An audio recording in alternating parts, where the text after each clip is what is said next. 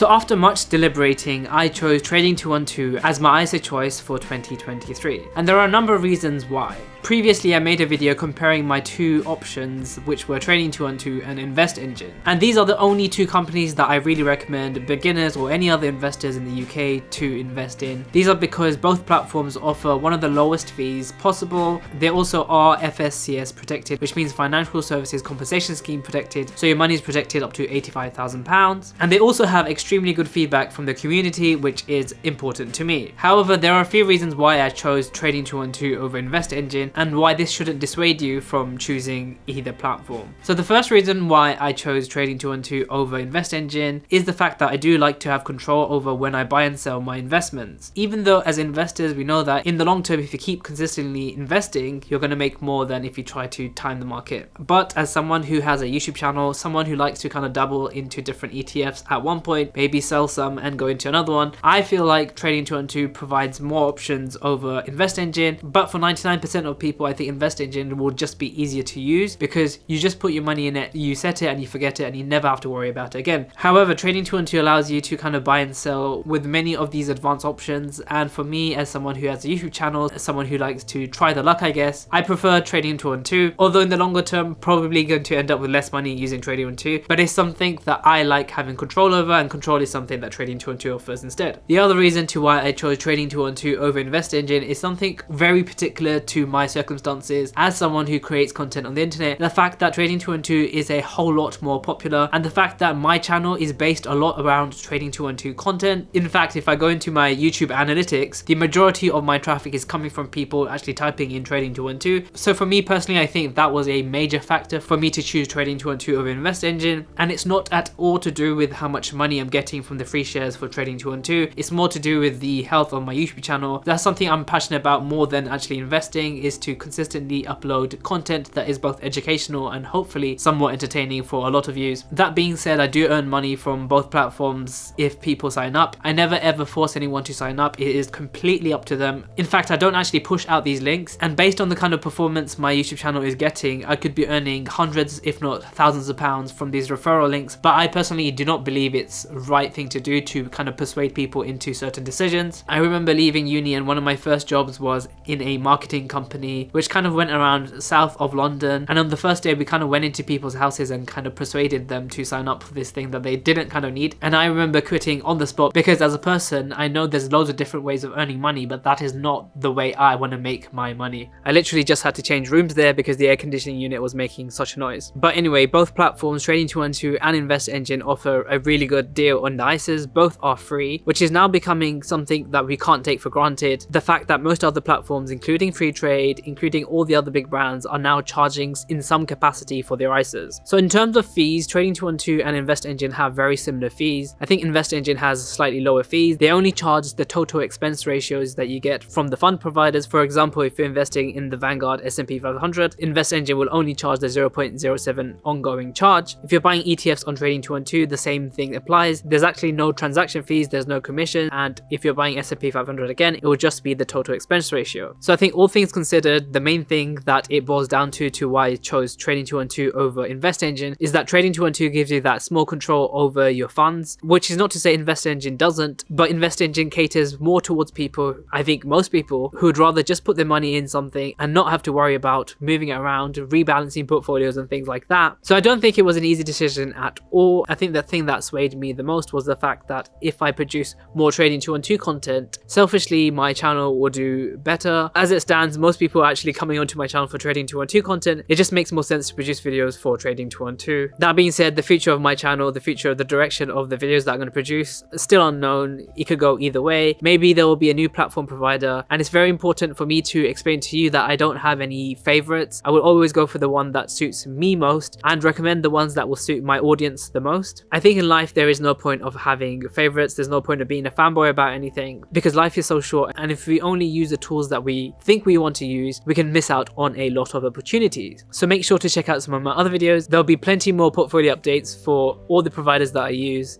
and I will see you in the next video.